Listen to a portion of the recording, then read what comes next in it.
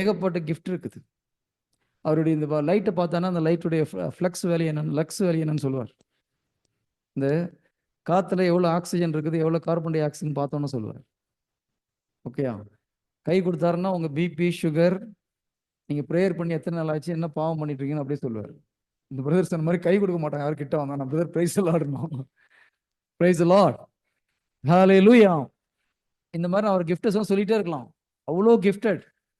அவர் சிலர் ஒரு சிலருக்கு நான் ஜெபம் பண்ணி அவங்கள போயிட்டு கவுன்சிலிங் கொடுங்கன்னு சொல்லுவேன், அவங்களுக்கு எல்லா கிஃப்ட்டும் ஒர்க் அவுட் ஆகும். அந்த மாதிரி ஒரு ஸ்பிரிச்சுவல் எலிடர் தான் நான் இருந்தேன். 7 வருஷமா நானும் அவர் சொன்னதெல்லாம் செஞ்சு பார்த்தேன், ஒன்றும் நடக்கல.